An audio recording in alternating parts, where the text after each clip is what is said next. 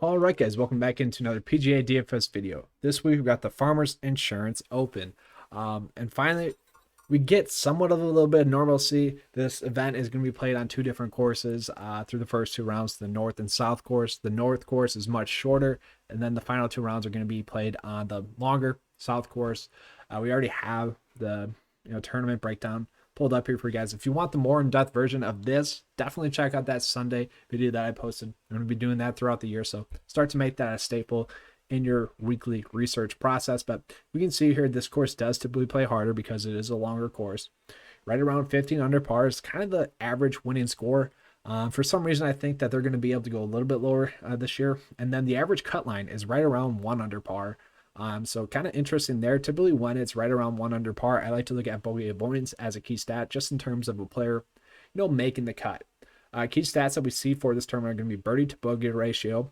I do like to look at this 200 to 175 yardage range as kind of like a secondary stat. Then some of the other key stats we're going to look at is going to be ball striking, strokes gained tee to green. And one surprising thing is that, strokes gained putting, that really isn't a key stat on this event. It's really about length and being a strong player off the driver. So we got that breakdown. Now let's get into kind of who are those players that are those strong key stat picks. So we got Justin Suh pulled up here, and this guy has been electric key stat wise. Now he's only played 4 events, but as we can see, they're just stellar in the key stat department there. We can pull up Sam Burns, who Sam Burns was somewhat of a letdown as well for us last week, but he's still going to be a strong stat fit just overall. Really looks like he's going to be a strong stat fit. Emiliano Grillo, he's been really good. Strokes gained tee to green, he's been really good. Birdie to bogey ratio, total driving, ball striking, and bogey avoidance. He really does seem like a safe play this week just as a whole. John Hutt as well. I don't get his price point. I mean, $7K for a guy that's going to be checking all the boxes once again this week. I don't really get that. He's a strong stat fit, ranks top 5 this week. James Hahn, not really shocking there. Siwoo Kim really had a spectacular week last week. And then we get into Harris English. That makes sense. Will Zalatoris, that makes sense. John Rahm's going to be up there as well. Sanjay M, he's going to be up there as well. So, you kind of get a theme of who are going to be the good stat ranks. But let's look at, course history as to kind of really paint the picture of what type of course this is. So we see Adam Scott, he's typically long, strokes gained tee to green. Then we get into Rory, 2 top 5 finishes in a row. Bubba Watson, 6th place finish last year. Tony Finau, 4 straight top 13 or better finishes here. He's a longer guy off the tee. We know that. John Rahm, longer guy at the tee. He's had 3 out of 4 top 5 finishes here. So that makes sense. Charles Howell is a little bit shocking, but he's a guy that typically does play well at this time of the year. Typically a strong ball striker and total driver, so not too shocking. Ryan Palmer, 3 straight T21 or better finishes here. He's typically got us long off the tee. Patrick Reed, kind of same thing. We get the theme there. You just have to be a long and just solid player overall. And then just recent form, we'll get into who's playing the best golf. So we can see, we don't have that many starts. A lot of these guys are just like 1 or 2 starts. So like Xander, 5th place finish at the STOC. Same thing with John Rahm, 7th place finish. Francesco Molinari had a top 10 finish last week. That's his only start. Harris English, though, 32nd, 1st, 5th, and 6th place finish. Playing great golf. Jason Day, his goes back to that RSM Classic, 12th place finish. Billy Horschel, that was a little bit shocking to me. 7th, 24th, and 5th in his last 3 starts. And then Siwoo Kim, obviously coming off that victory, that helps him a lot. Corey Connors, he has 2 starts in the last 5 weeks. That was a top 20 at the Mocoba and a top 10 at the RSM Classic. Tony Finau, 4th, 31st, and 8th place finish. And then we got Victor Hovland kind of rounding it out. 31st at the Century Tournament Champions, which really not that good, but a 1st place at the Mocoba. Max Homa, John Huh are kind of the guys that are rounding the rest of that out. And just kind of want to point this out. Kramer Hitchcock as well. Quietly been playing some good golf. He was a guy that we were going to be on last week, and we were on him a little bit. Him and like Austin Cook were the only 2 value plays that I felt decently about. So they kind of went off and popped. But let's get into that breakdown for this week. All right, guys, so getting to the high tier plays this week, for me, it's really going to be John Rahm, kind of like it was with Webb Simpson, like DJ, like Patrick Cantlay, where that top end guy is really just an elite play for that week. So it really doesn't make sense to fade them. John Rahm, his one start in the last 5 weeks, had a top 10 finish at the STOC, looked good there. Really strong staff hit all around. Second place finish, fifth place finish, 29th place finish, and first place finish in his last 4 starts here. So obviously this is a course that fits his game, and the stats tell us that as well. Really, his only bad stat is that 200 to 175 yardage range, which with his length, I don't really know if we have to worry about him ending up in that range that much. Overall, Jon Rahm is going to be a great play. I think he's really going to be that standout play that we've been on, the last 4 weeks. It makes sense that he is the highest priced player this week. Then we got Rory here. Really strong course history, a third and a fifth place finish in his 2 starts here. He does get knocked a little bit stat-wise, but we got to look at where the stats are coming in from. Those are 2 harder events that some of the other players that have been playing on, other events have 5 or 6 or 7 starts on tour thus far.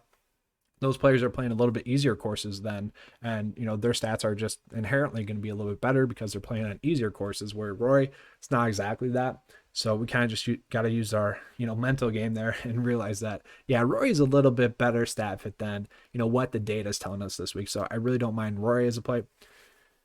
Tony Finau as well. Tony Finau has some he's really kind of just checking all the boxes. 3 straight make cuts in a row. Elite course history, a 6th, a 13th, a 6th, and a 4th place finish here. He's a strong stat fit. Top 20 strokes gained tee to green, ball striking, total driving. That could be a little bit better for Tony Finau, but overall that's solid. Birdie to bogey ratio, 49th. Bogey avoidance, I wish that was a little bit better. And then strokes gained total, 22nd in that. That's not bad at all. So, our top 3 plays really do make a ton of sense. I would really want to go Jon Rahm, and then probably Tony, and then Rory, just because we haven't seen Rory recently, and we saw recently with that kind of recent form. You do worry about that competitive wise with Scotty Scheffler missing the cut and Sam Burns. They might have just been a little bit rusty. Rory's, I think he's coming over on a plane this week, so you do worry about that a little bit with him, but overall I don't think we have to worry about that. Then we get into Xander Shotley. So Xander Shotley to me is such an interesting play.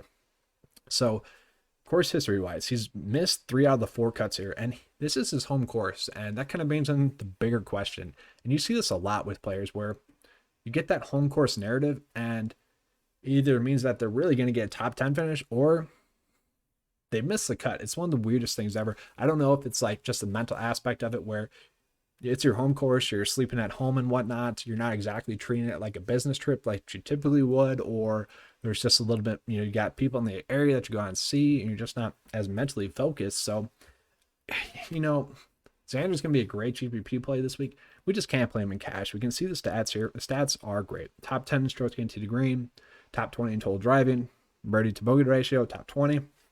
Strokes gained total, second. He should have a good week. That course history does worry you a little bit. Patrick Reed, I'm not going to be playing. Harris English, I really do like as a play. Course history could be a little bit better there. I'm going to continue to play him because, I'm going to play him until he really lets me down. That's kind of just always been my strategy. Sanjay M, he's a fine stat fit. Don't mind him as a play. Victor Hovland, a little bit priced up for me this week. Hideki, I actually do like a decent amount. Recent form, getting better. 3 straight make cuts here at this course with a 3rd and a 12th place finish. Strong staff fit as well. Good strokes gained tee to green. And he hasn't been putting poorly, but at an event where putting really isn't a key stat at all, something you really don't have to worry about that, Hideki becomes a much better play. So yeah, I don't mind Hideki. I could see him going out and getting a top 10 finish this week. And then Matthew Wolff and Scotty Scheffler, I'm fine if we end up on them. They're kind of shoulder shrug plays this week. Scotty was a letdown last week. Matthew Wolff, he didn't play that well either. He made the cut though, so good for him. But yeah, both of those are going to be shoulder shrug plays. Don't think we have to go out of our way to play them. All right, we'll go down now into the low tier or the mid tier. Let me adjust the pricing here.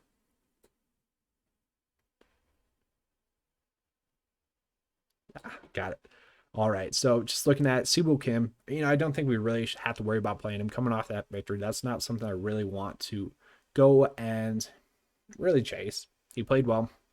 I wouldn't surprise me if he plays well again, but you just worry about that, post victory. I don't know, mindset there. It's not always there for them. Bubba Watson, 6th place finish here in 2020. I'm fine with it. Mark Leishman, good course history here as well. A 1st, a 43rd, an 8th, and a 20th. Mixed recent form, but it's getting better. A 4th, 24th, and missed cut. So trending in the right direction.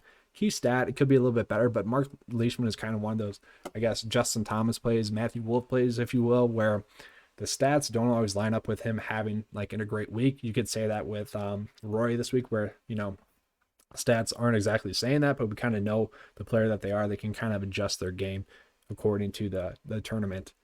Cameron Smith, I don't mind. 2 straight made cuts in a row out of the last 5 weeks. He's made 4 straight cuts here.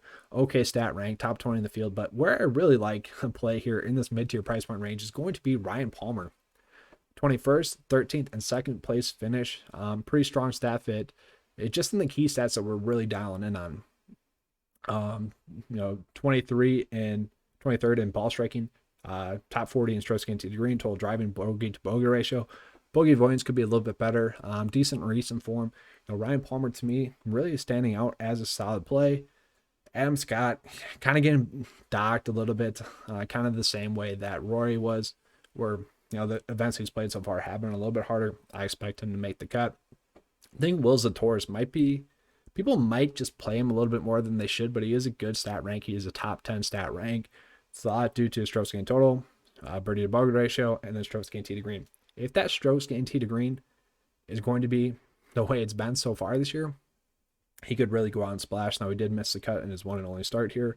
And that's really it for me. I don't think we have to go out of our way to play anyone in this price point range. I will say Billy Horschel has been playing decent golf.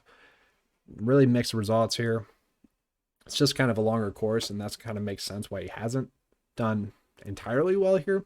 Still making the cut, though. Not bad.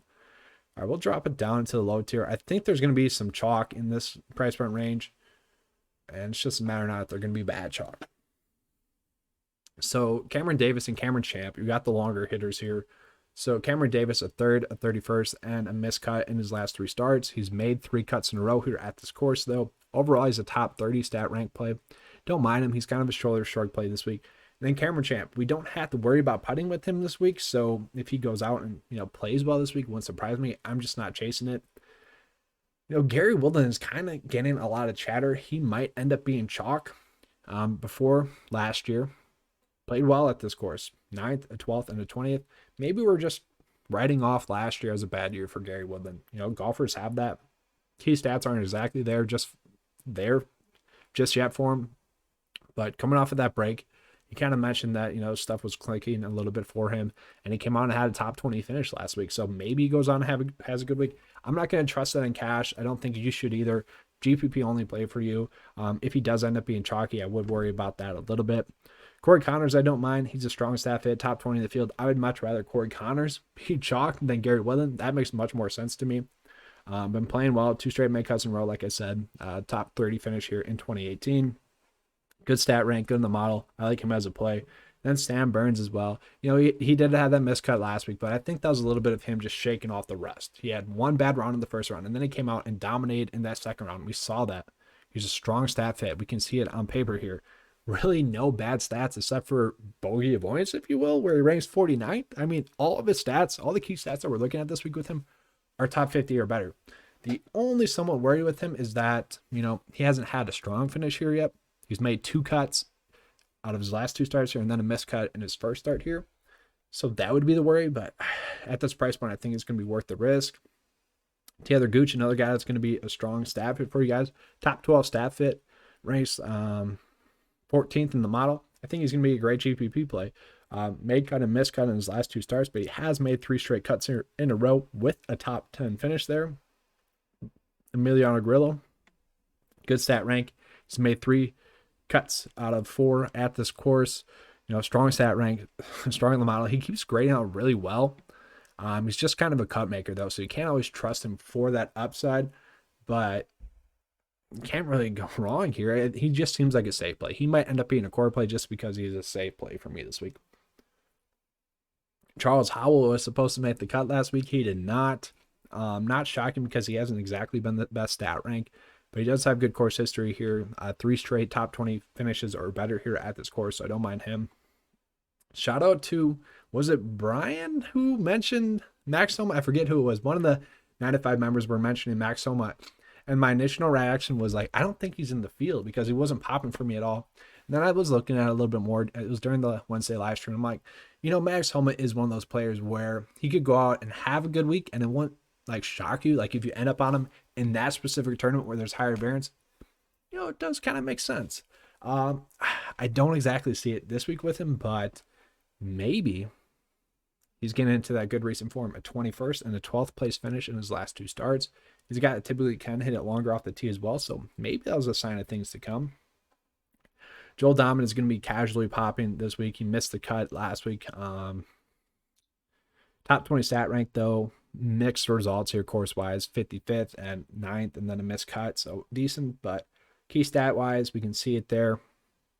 77th in strokes gained to the green. 30th in ball striking. 28th in total driving.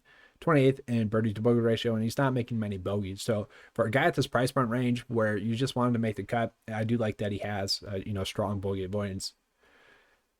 Doug Gim, he's popping again. Doug Gim, I don't mind as a play. Top 15 stat rank, top 20 in the model as well. Just he has all the key stats that you want to see from him. Course history-wise, a missed cut, and then a top 20 finish. Overall, Doug Gim to me seems like a solid play at that price point range.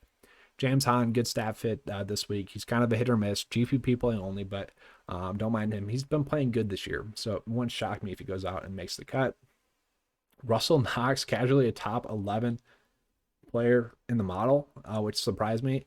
Really strong stat fit. He's been playing decent golf this fall. He's made 2 out of 3 cuts in his last 3 starts. 3 straight made cuts here in a row at this course. So Russell Knox, really not a bad play. But now we get into some really mispriced plays in this low tier. Cameron Chigali, Matt Jones, don't mind him. Then John Hub, once again. I mean, what's going on? I really don't get this. How was Sam Burns and Scotty Scheffler chalk last week and John Hub wasn't? Logically, it didn't make any sense. He was a top stat rank play. He had good course history, especially for that price point. And he was in good recent form. And guess what?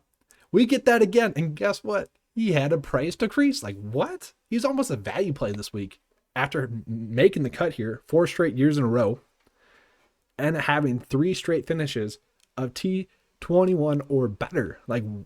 What? Look at the stats here. 21st in strokes gained to the green, total driving 15th, birdie to bogey ratio 14th, bogey avoidance 14th, strokes gained total 32nd, and then that 200 to 175 yard range, top 20 in that. We don't have any reason to fade John Hub this week, and unfortunately, as we've seen throughout this year, repeatedly throughout this, the 2021 PGA season, the reason to fade someone when you have no reason to fade someone, that is the reason, because you have no reason to fade him. So that might end up being the problem with John Hub this week, is that he's the perfect play, especially at this price point, and we have no reason not to play him. So that will be the reason not to play him, unfortunately. But let's get into the value tier here. It's just crazy. And the logic last week with him not being a chalky play was just shocking to me. But yeah, let's get into the value range now. So nothing really elite. Let's just see who's popping model rank wise and just kind of sort by that to see if there's anyone really going off. So Harry Higgs, let's see why he's popping. I don't really trust it. Decent stat rank, 32nd stat rank, 21st in the model. That's because he had a good finish here last year. He was playing much better then. Matt Naismith, I don't think I can trust it. It's just been bad around the green, been bad putting. Just not playing well right now. He is driving it well, but that's about it. Justin Sue. All right, let me know in the comment section, really, how do you say his name? I'm just going to have to look it up on YouTube and just learn how to say it, and then I have it down. But really strong stat rank. He's actually the best stat rank in the field.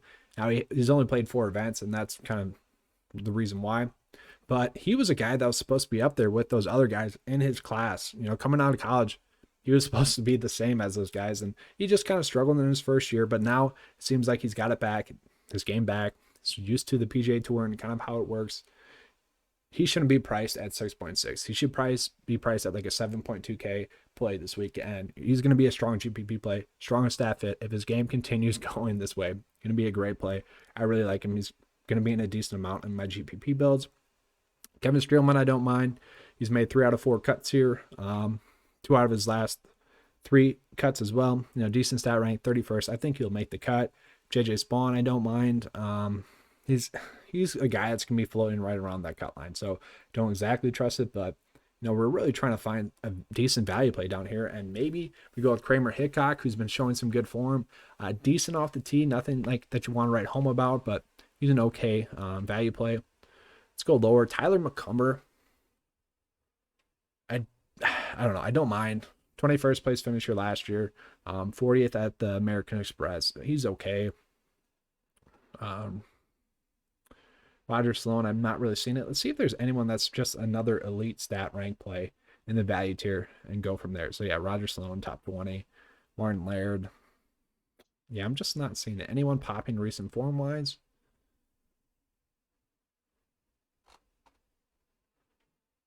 Yeah, Kramer Hitchcock, Bo Hogg.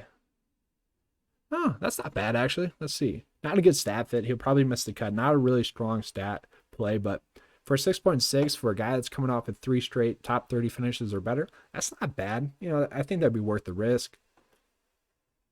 Yeah, we're seeing Wyndham Clark. He's okay. Robert Streb, he's okay as well. So yeah, for me, Justin Suh there, I think he's just kind of the standout value play this week. Yeah, it just makes a ton of sense to me. So that's all I have for you guys for this video. I hope you guys enjoyed it. If you guys are 9 to 5 members, just quick current call thing. If you guys stayed for the rest of this video, quick current call thing. We'll be switching over to Discord chat here shortly. So I will be shooting out an email. Definitely make sure to look for that in your guys' email box because it'll have a link to join it and that'll be exclusively for you guys. So I'm excited to get that out to you guys.